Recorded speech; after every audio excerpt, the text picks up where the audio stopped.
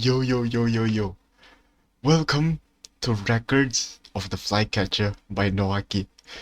Nowaki made this game called Black Beacon Hill. I'm gonna have some gameplay of it.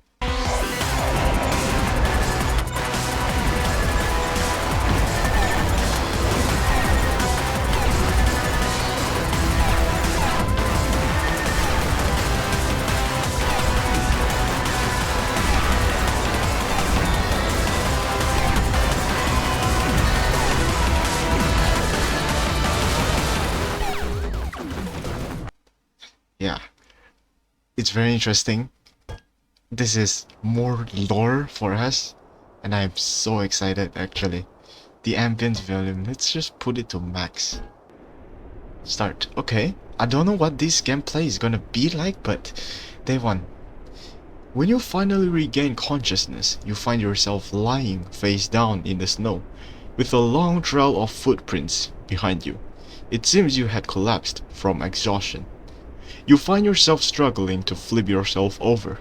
When you eventually do, you find several newly acquired cuts and bruises all over yourself. You quickly administer some first aid before spending a few minutes fiddling with your radio set. But as you expect, your frequencies remain silent. On your back lies a small saving grace, a state-of-the-art imported bolt-action sniper rifle, far superior to any domestically manufactured equivalent. You forgot exactly how it fell into your hands in the midst of the chaotic rout, and despite everything, part of you wished its previous owner was still alive. Your chain of command was completely broken down. Hadrian soldiers are pouring across the eastern border in their tens of thousands, and you are one of the last few things standing between them and the defenseless villages across the vast Altheimian wilderness. In the absence of further orders, you have no choice but to conduct a fighting retreat by yourself. Okay, so we got 5 health, 5 sanity, state of war 5, preparedness 7. Hold on, I'm gonna make the... Okay, there we go, we got mouse right now. We have 1350 for the cash. Okay, day 2. You have spotted a lone Hadrian infantryman. Eliminating them may intimidate their comrades a little, but won't have much broader impact. It might not be worth your time. They are completely unaware of your presence and have unwittingly placed themselves in a vulnerable location. With your comparatively superior knowledge of the local terrain, you have maneuvered yourself to an excellent firing position. With easy access to your escape route, whatever happens next, you have the advantage here. There's a breeze blowing, and your target is presenting a side profile. This will be a somewhat tricky shot. You are still confident in landing it though. So do we fire or do we leave? I don't know who they are, Hadrian, actually. I don't think it's in the lore that we know of. Let's just shoot. State of war +1, preparedness +1. Your bullet arcs gracefully through the air and strikes your target cleanly. They remain unaware until the very last moment and fall to the ground without a sound. You calmly retreat through your pre-planned escape route and disappear into the cold Altheimian wilderness without leaving a trace.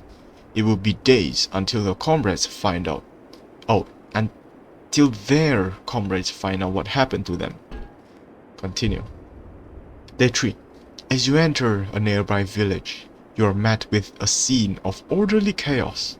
It seems the villagers are in the midst of evacuating the village before the Hadrian advance reaches them. No one seems to be paying much attention to you, as they are all hurriedly load their carts and trucks with their belongings before taking off. Amidst the flurry of activity, you notice that the hills surrounding the village offer excellent vantage points, from which you can study the local terrain, identify checkpoints, and lay ambushes against the approaching Hadrians. I'm a sniper, right? So I should be setting up on the hills. You you quickly ascend the nearby hills, finding a suitable vantage point that overlooks the village.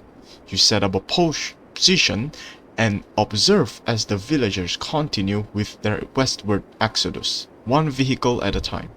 With each departure, the hectic activity grows increasingly quiet, until the last family of villagers depart, leaving the village fully abandoned like so many others. You brew yourself a cup of tea as you silently watch on. Continue. Day 4. As you traverse through the rugged expanse of the cold Althemian wilderness, you hear the distant cacophony of engines. You look skyward and see a massive squadron of hydrant bombers soaring overhead, packed in a perfectly symmetrical formation. They're gonna bomb the village, I think. Oh, there's nothing you can do from the ground.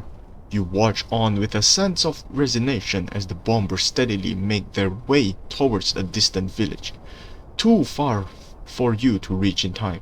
Instead, you continue moving on towards the opposite direction. State of the worm, -2, okay. -2. You have spotted a lone Hadrian infantryman. Eliminating them may but they do not. The wind has suddenly picked up strength and your target is partially obscured by cover. This will be a difficult shot. Okay. They do not seem to be aware of your presence but are on the lookout for potential threats. They seem to know the local terrain and have placed themselves in a defensible position with good sightliness of their surroundings that hinder your movement. You manage to sneak yourself into a decent firing position, but this encounter could go either way. I'm leaving. After some consideration, you decide to abandon the ambush and quietly slip away from the area, leaving your target unscathed.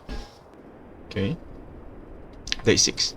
You notice a faint plume of white steam emanating from the distance. Intrigued, you head on over to investigate, and to your surprise, you find a small naturally occurring hot spring nestled in this relatively secluded valley. You scan the surrounding area, and after double-checking that no one else is around, you shed your gear and lower yourself into a pleasantly warm pool of water. This is a rare luxury that you would have appreciated even before the war. After you're done, you make your camp right next to the hot springs. As you sit in front of your bonfire and lay a few strips of rabbit meat sizzling on top of it, you notice a temporary but definite improvement in your mood. As you wake up just before dawn the next day, you decide to have the time for another quick soak before you leave. Okay.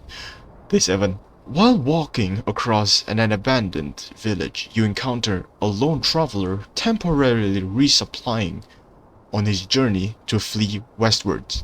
He greets you warmly and generously shares some of his food with you. However, in the midst of the polite conversation that followed, you catch something suspicious. The man claims that he is from a border town that had been bombed and wiped out. There were no survivors. You were there to confirm the fact. Perhaps he just happened to be out of town. But if the man is hiding about where he's from, what else might he be hiding? If I search, I'm gonna decrease in health, I think. No? Okay. Drawing upon your authority as an Altheiman soldier under martial law, you demand to search the man's belongings. After a quick rummage of his person, you find a small radio device that is of unmistakable Hadrian origin. The man desperately confesses and pleads that while he did not communicate with a few suspicious people, he only relayed basic information about local weather conditions and terrain in exchange for some desperately needed cash. His mother was sick, and medicine is expensive. You notice and comment on his distinct lack of an accompanying mother. He explained that she was hit by stray shrapnel on the way here and did not make it. What are we doing here? Huh? Do we leave him alone? He might be lying though. He did share food, you know. Leave alone. If one were to kill off everyone who could be considered a Hadrian collaborator, a good chunk of Altheim would be dead. Many had been forced to give up far more critical intel at gunpoint. You decide to confiscate some of his money as a penalty, but let the man go on his way. Okay.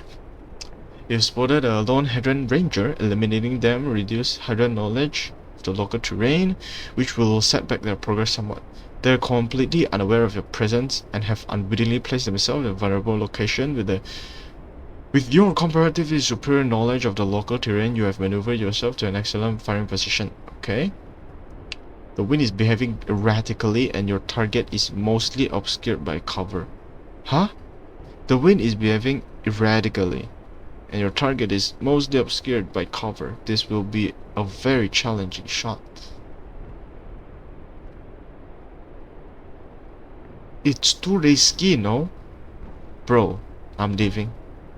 After some consideration, say a 4-1. Okay, whatever. While searching for a vantage point on top of the hills in the area, you notice signs of a recent activity. A faint trail of footsteps that lead to a nearby clearing. You deduce that for someone to be here at this moment, they would have to be an incredibly dangerous Hadrian operative or a fellow Althemian sniper. As you cautiously follow the footsteps, the latter proves to be the case, as a friendly face casually walks out of the shrubbery to greet you, much to your relief. Continue. You follow your fellow sniper to his tent. After some small talk and a few shared cups of hot tea, the two of you begin exchanging maps and intel on the nearby area, identifying Hadrian positions and weaknesses, with new opportunities to strike, and reassured that this area is secure with your compatriot's presence. You bid him farewell and disappear into the cold Athenian wilderness once again. Okay. But I am losing the state of war though. So, Day 10. You enter an inhabited village some distance away from the front, while you see some abandoned houses and a few others in the midst of being evacuated. Most of the villagers are going about their usual business. The only visible sign of the war going on is actually the presence of you, which is attracting a few stares. Feeling a little self-conscious, you try to adjust your tattered uniform a little and shuffle the rifle on your back a little further back. You consider your options for accommodation. The bar offers some temporary respite from the cold, while the inn promises privacy and a warm bed. Alternatively, camping on the hills overlooking the village costs nothing. I mean, camping on the hills overlooking the village, I feel like that's the most logical thing to do. Because, no. Depends on what I have as resources. My preparedness is 10, right? Set of 4 is at 3. I have a lot of sanity, so I don't mind camping on the hills. You decide to stick with your routine and make your camp on the nearby hills. Hadrians could come at any moment, and you must stay vigilant. At least that's what you tell yourself. The reality is that you are too destitute to afford the village's amenities. You find yourself worrying about how you'll fare in the civilian life once this war ends. I should have gone to the bar. Yeah, I think I should have gone to the bar. Anyways, you have spotted a lone Hadrian sniper. Eliminating them will force Hadrians in the area to proceed more cautiously, considerably impeding their progress. Conversely, it could cause headaches if they survive here. They do not seem aware of your presence, but are on the lookout for potential threats. They seem to know the local terrain and have placed themselves in a defensible position with good sightliness of their surroundings that hinder your movement. You manage to sneak yourself in a decent firing position, but this encounter will go either way. There is a breeze blowing and a target presenting a side profile. This is somewhat a tricky shot. You're still confident. I'm firing. No! How? How? How did I miss? Your bullet misses its mark, sailing past your target and alerting them to your presence. They quickly dive for cover before laying suppressive fire towards your general direction. You are forced to shuffle back to cover as the hail of bullet kicks up dirt and snow around you. One manages to graze your arm. With the element of surprise loss, you are forced to make an early retreat, leaving your target unscathed. I lost the game actually, I think. You enter a Venom village and begin to methodically rummage through the dilapidated houses in search of supplies. Among the debris and scattered discarded belongings, you notice an unopened, I cannot read, bottle of imported high-quality wine laying on the pantry. You blankly stare at the label as you hold the bottle in your hand. You feel the urge to pour yourself a little as a small treat, but you also know from some experience how much of a lightweight you are. We're gonna drink. Oh, you you take a sip.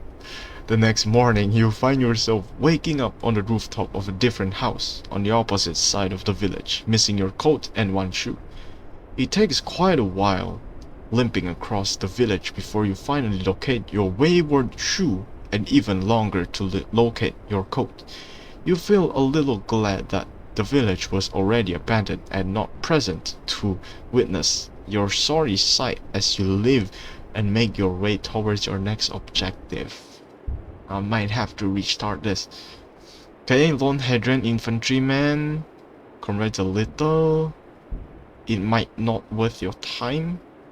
The wind suddenly pick up strength and your target partially obscured. This will be a difficult shot.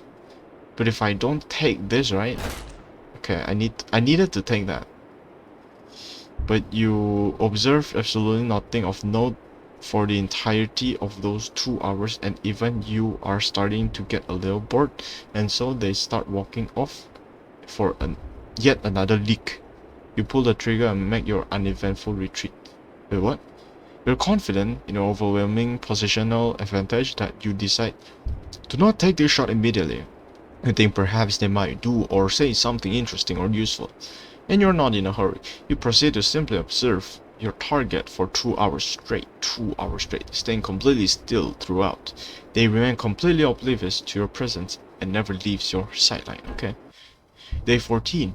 You come across an Altheian tank, which appears to be mired in a soft patch of soil, its tracks struggling to gain any traction. Despite their predicament, the tank's crew warmly greet you upon noticing your approach. One of them offers you a cigarette, which you politely decline. That's a good thing, because smoking kills. With no way of getting their tank unstuck, the crew is currently considering their next move, whether to stay with their vehicle and make a last stand against the advancing Hadrians, or abandon it and leave to fight another day.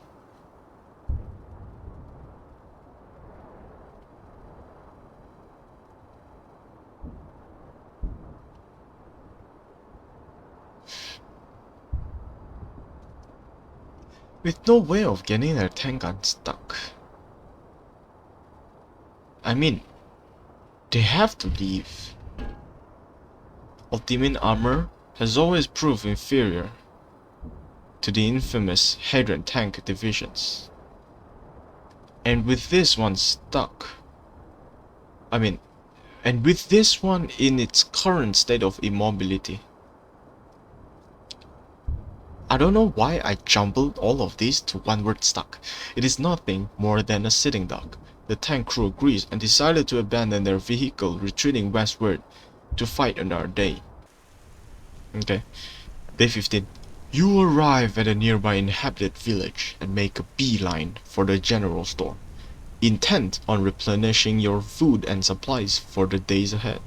Suddenly, several dozen Hadrian soldiers emerge from the nearby hills and begin flooding into the village streets with alarming speed. This should not be possible. Your intel had suggested that Hadrians are weeks away from here. Peering out of the window of the general store, you spot the likely cause of this unexpected incursion. A Hadrian colonel is organizing the swarm of soldiers, directing them as they enter one house after another. Through their translators, they ask the terrified villagers only one question. Have you seen anyone with a foreign-made sniper rifle? To have identified your rifle and tracked you all the way here. You realize that this colonel is too dangerous to be left alive. But as you consider your options, you realize that she is too well guarded for you to approach with your dagger, and the low buildings of the village offer poor firing positions for your rifle. The only viable positions to get a clear shot on her are on the surrounding hills. You must make your way out of the village to reach them. The procession of Hadrians soon barges their way into the general store you are in, but not before the store owner, who is sympathetic to your cause, ushers you to hide inside a storage box of apples. As you delicately balance yourself to not damage any of the fruit you are sitting on top, you listen as the Hadrian translator asks the store owner the same question they've asked the others. Unlike the other villagers, however, instead of simply saying no, he responds by throwing a tirade of colorful insults towards the Hadrians, who do not need the translators to understand that he's not being polite. The angry Hadrians begin to drag the store owner out of his establishment. You don't know where they'll take him, but it's probably not to the nearby bar for drinks and banter. You can still interfere, but revealing yourself now will jeopardize your chances at assassinating the colonel. I'm gonna stay hidden. Sanity -2. You sit still as the footsteps of Hadrians and ramblings of the store owner grow increasingly distant, until you can't hear them anymore. There is no use to doubt your decision. As you emerge from the box, you hurriedly disassemble your rifle and stuff the components along with your coat inside your backpack, and then find a set of plain clothes from the shelves and change into them. You look back at the apples and whisper an apology to the thin air for ultimately damaging a few. You make your way out to the streets, now appearing indistinguishable from the villagers. As you make your way through the village streets, you are halted in your tracks by one of the Hadrian translators, with 2 bodyguards in tow. He uninterestedly asks the customary question about the rifle hidden, there's a spelling error, in your backpack, and seems to be expecting the typical negative response you give him. However, instead of leaving you alone, he then eyes you up and down for a while, before demanding that you hand over some of your money. As much as you hate the idea, they will likely kick up a fuss if you don't pay up, and you didn't have the time to waste. I'm gonna pay? You decide that maintaining your cover is more important than anything else. Reaching into your pocket, you fumble with your coins a little before reluctantly handing over a few dollars. He doesn't seem too happy with the amount, but perhaps assuming that you don't have much to offer, he decides to let you be. After a few minutes of inconspicuous walking, you finally reach the outskirts of the village, and can now ascend the hills for a good firing position.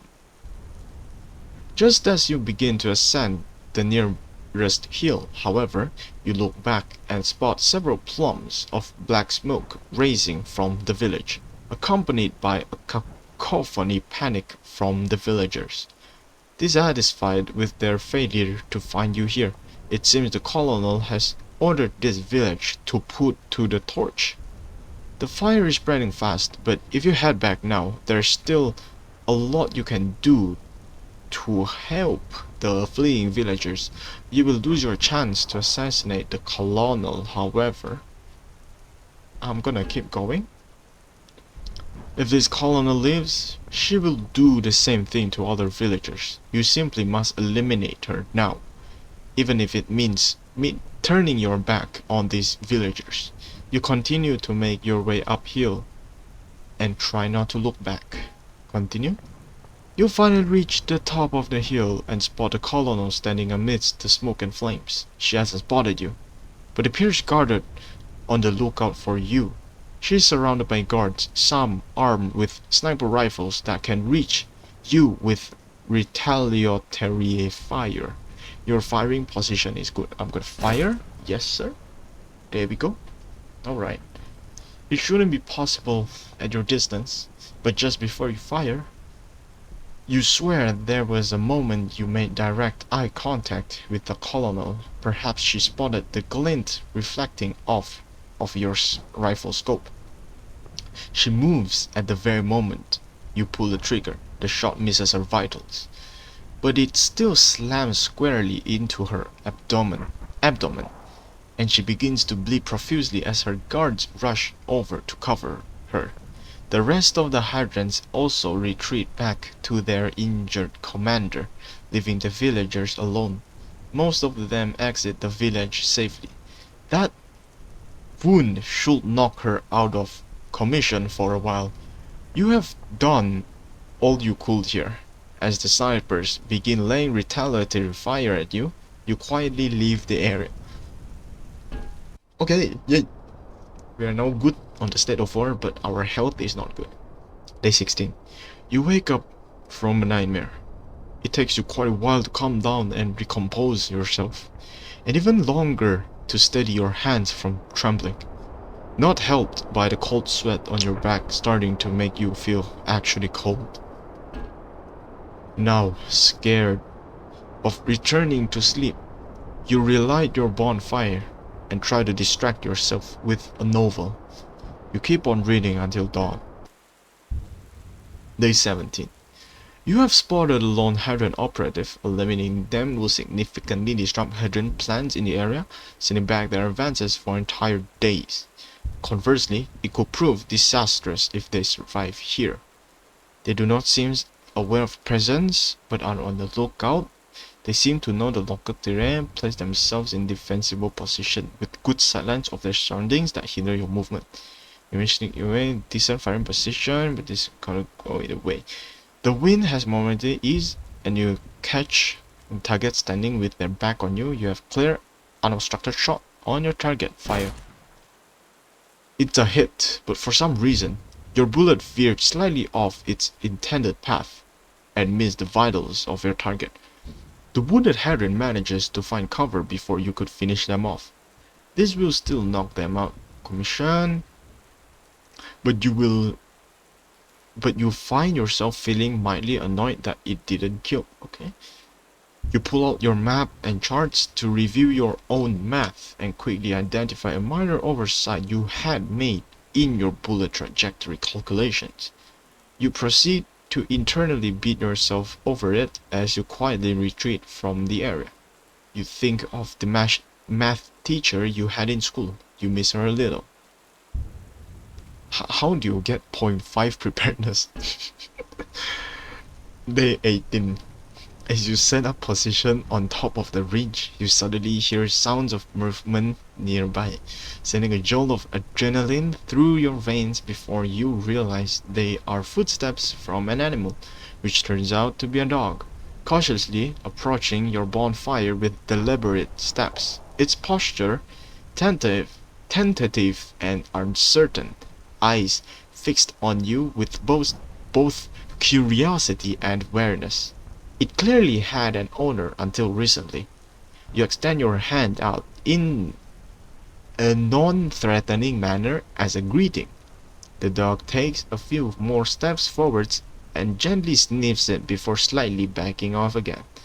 After a moment of consideration, it settles on a spot near the bonfire, laying down before proceeding to slowly wag its tail. How did I lose sanity?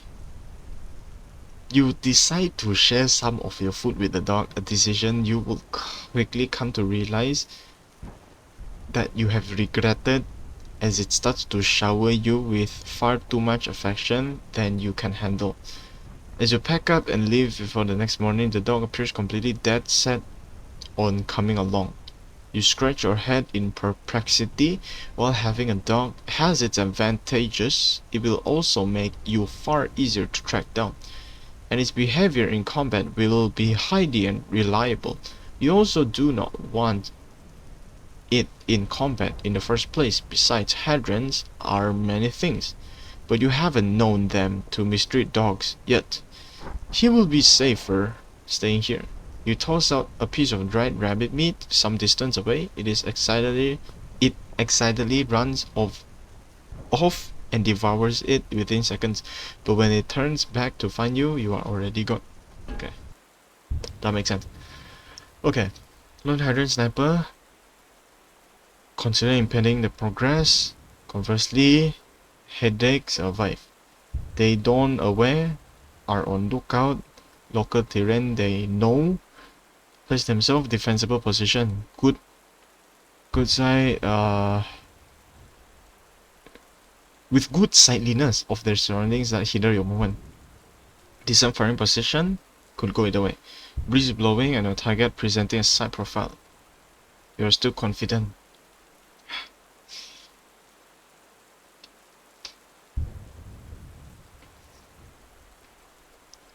I'm not gonna...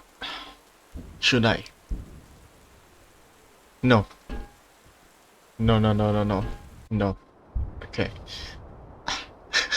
Day 20, you enter... Okay, we did this before. I wanna heal, so I think I'll go ahead and use the inn.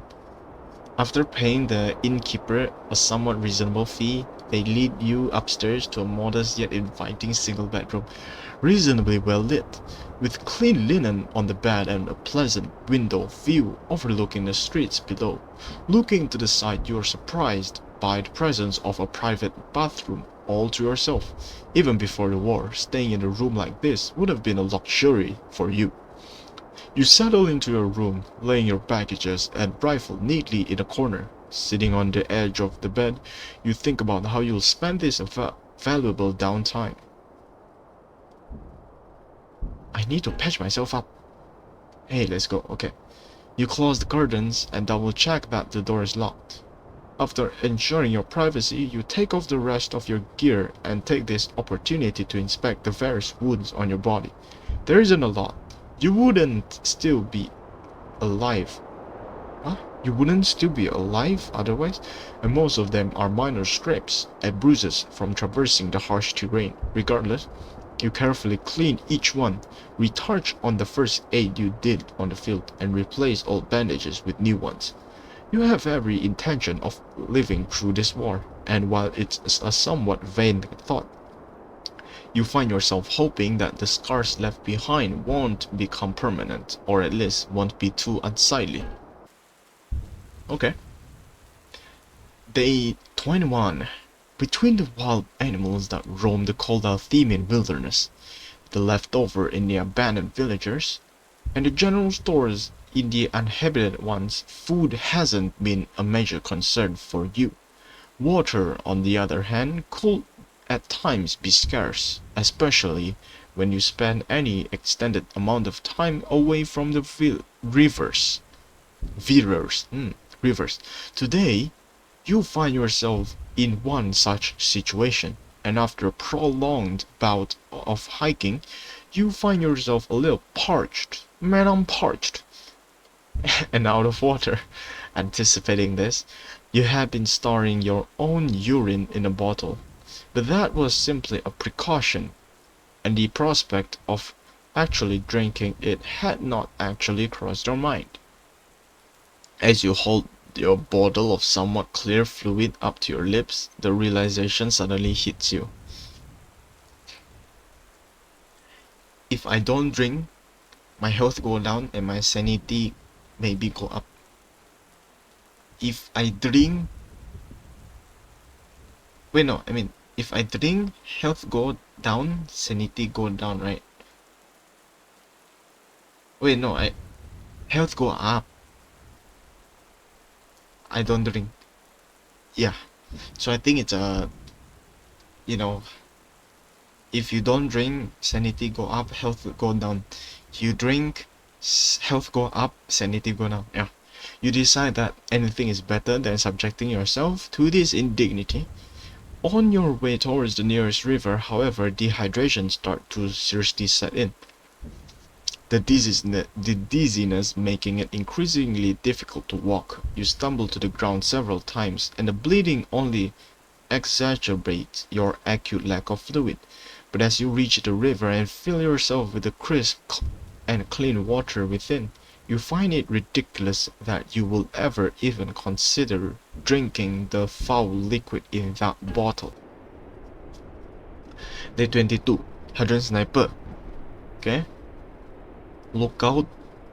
Slightliness, breeze is blowing, your target presents side profile. Tricky shot. I'm firing. Let's go. Okay. Your bullet strays slightly off course. Why do I keep wounding them on it? Upon being hit, your target immediately scrambles for cover and manages to reach it before you finish reloading. Reloading? You mean just pulling back the bolt? What? You can't hear what they're shouting from where you are. Actually, you don't understand a lick of Hadrian, even if you are closer. But you imagine it likely involves various colorful regards directed towards your lineage. You know they will be calling their comrades on the radio, and this entire area will be raining with Hadria bombardment soon. You see a little merit in the continuing the engagement and quietly make your retreat from the area. Day 23. As you make yourself bomber, okay, pass you at this altitude, there's not much you can do. I'm gonna lose my... Oh wait, what? Before you run for cover, however, you notice that the payload it is dropping is of a slightly more peaceful nature, a deluge of paper, fluttering down from the skies like snowfall. Reach out and snatch one of the falling leaflets from the air. You unfold it and find yourself chuckling at a laughable attempts at propaganda printed upon it.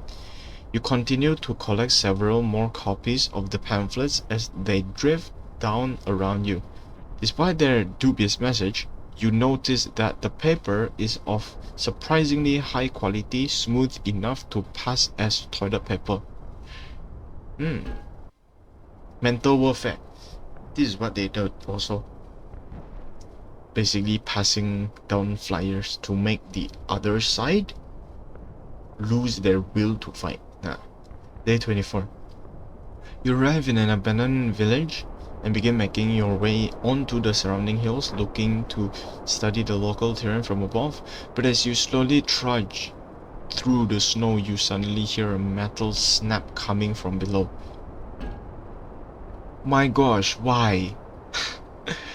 Completely hidden in the snow and probably left behind by hunters before the war, the metallic teeth of a bear trap have sunk their way deep into your left ankle. You bite into the fabric of your coat and keep yourself from screaming. It takes you an entire hour before you manage to free yourself from the trap. You quickly disinfect the wound and patch up, but the damage is done. Your leg will probably never be the same again. Bro, what the fish? Okay, operative. Disrupt Hadrian plants in the area, setting back their advance for entire days. Okay. They clearly know that something is up and are completely on guard. They appear to know the local terrain as much as you, if not more, and are periodically moving between several vantage points with their sideliness significantly hampering your position. You're stuck with a subpar firing position. If you proceed, you'll need to gamble on getting the lucky shot. The wind has momentarily eased. Catch your target standing with their back on you. Ooh, okay. Just as you are about to take your shot, you suddenly find yourself feeling bad for the hadron in your sights.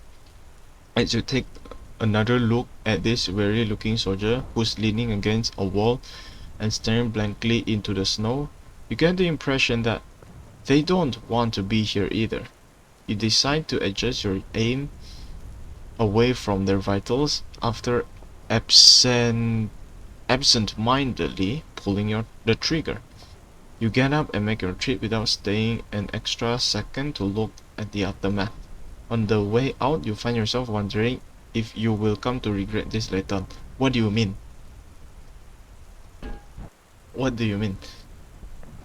Day 26. You decide to make a camp on a hill nearby a village. You look over at the distant plumes of smoke rising from their smokestacks as your own bonfire emanates its own. After finishing a simple dinner, weary from the day's long trek, you retire to your tent and quickly drift off to sleep. Your rest is suddenly and I've never seen that word before.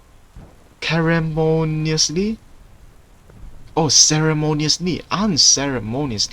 interrupted by the sensation of something cold and metallic being poked against your side. You groggily blink yourself awake and notice that someone is standing over you. As your eyes focus, you realize that a frail-looking villager is standing over you, holding your own rifle in her hands. She pokes the rifle against your side once again, although her hands seem to be slightly shaking. With a similar tremble in her voice, she demands that you hand over your money. Sure. You decide that this villager probably needs the money more than you do, ignoring her somewhat impolite way of requesting it. You calmly hand over some of your money. She seems almost surprised that you actually complied, tentatively taking the money from your hands. She clumsily stuffs it into her own pocket, drops your rifle onto the ground before quickly leaving your tent. You feel moderately annoyed at the careless manner with which she drops your rifle. You are willing to pay her a few more dollars just to not do that. Thankfully, you don't find any damage upon a quick inspection. Okay, Lone Hadron Sniper. Operative. Entire days. They don't seem to be aware, but they are on the lookout for potential threats. They know the local terrain, defensible position, good sightliness, hinder my movement. Still yourself, decent firing, erratically, I'm not taking. Yep. After setting your camp in a secluded spot on top of the hill, you proceed to blankly stare into the cauldron of soup slowly bubbling away on top of your bonfire. You had recently run out of rabbit meat, and the purely vegetarian concoction fails to recite your appetite. You have to look around and find some mushrooms growing in the underbush. You are about 74 confident that they are edible.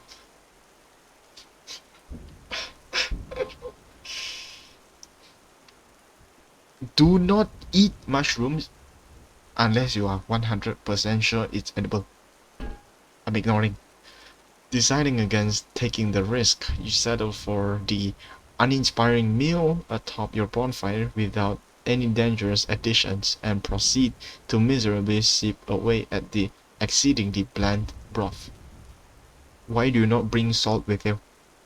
It's still a warm meal that does fill your belly, and you actually find yourself feeling a little entitled for wanting more. Day 29. Lone Hadron infantrymen won't have broader impact. They don't know me but are on the lookout. They know a little bit about the local terrain, defensible positions, steadiness surrounding my movement into decent firing spot. Erratically, I'm leaving. Day 30. You set up your position on the what? Oh, you set up your position hill overlooking a mostly abandoned village. The Hadria advances in this area had been slower than anticipated, so you figured you can afford to unwind a little. You brew yourself a cup of tea and gently clutch it in your hands as you look down at the villagers, some preparing to flee westwards like everyone else. others nonchalantly going about their day. You notice a busking musician sitting on a street corner, guitar across his lap, playing some kind of folk song which you can faintly hear from your perch. The playing is quite skilled, and you think perhaps he might have been a famous guitarist before the war. Though you seem to be his only active listener at the moment, and his open guitar case remains devoid of earnings, as the musician finishes his current piece, you find yourself putting down your tea and making a few quiet claps of applause, but of course he's too far away from you to hear it. I'm too far, right? So how am I gonna give him the $1.5? Am I supposed to put that into a bullet and then shoot it into the guitar case? You enter the village. Okay. Sorry. You enter the village and approach the basking musician, quietly dropping a few dollars into his guitar case. The musician smiles and gives you a nod of thanks as he continues his playing. Returning to your perch, you continue to sip your cup of tea and listen as the musician plays a few more tunes before he quietly packs up and drives off on a motorcycle westward, seemingly unnoticed by the entire village other than you. Okay. Date 31. It's been a month. Two new developments have occurred. A civilian radio channel has just announced that after a sudden breakthrough in negotiations, a ceasefire agreement between Altheim and Hadria is mere hours away from completion. The war is set to end today. Simultaneously, you have found evidence that the Hadrian colonel you met 2 weeks ago, whom you have been tracking ever since, has returned to your area. Realizing that you have no time to waste, you immediately set off for the colonel. But there's gonna be a ceasefire though. As you make your way through the cold Altheimian wilderness, however, you suddenly hear the distant rumble of artillery. You look over, you find a nearby village being shelled. It seems the Hadrians also realize the war's imminent end and are sadistically hoping to inflict some last-minute suffering before they are sent home. You can change your course and help the bombarded village, but that would mean giving up on the colonel. Oh. You know what? I'm gonna help the villagers. Deciding to let go of your grudge, you rush over to the village and do all you can to help, administering first aid, guiding villagers to safety, and rescue those trapped under rubble. The bombardment eventually stops, and a few hours later, so does the war. After hearing the news of the ceasefire from one of the villagers' radio sets, you spend the rest of the day celebrating with those you helped, and thoughts of retribution against the colonel quickly fade from your mind. Victory.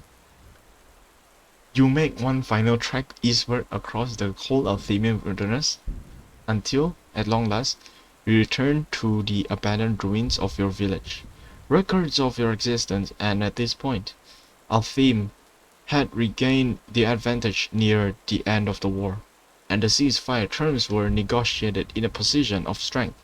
Hadrian forces make a full retreat back across the pre-war border, and Altheim regains all of its rightful territory. No further wars are fought on this border for the next 70 years. The injuries you sustained in the war had undoubtedly left their mark, and will ultimately prove too great to overcome.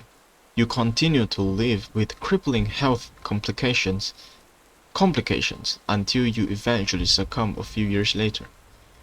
Your experiences in a war will continue to haunt you, but eventually you are able to shake off most of your demons, and will spend your remaining days at peace with yourself.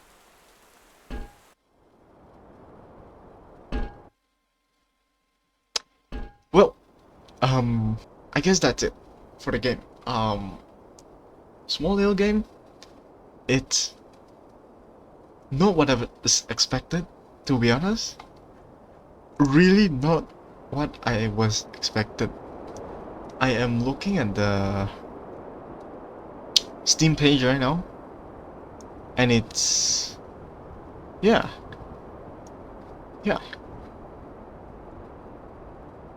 good game. Do you wanna know what happens if you kill a colonel? Play this game. Link is in the description down below. And thanks for watching. See you later. Bye bye.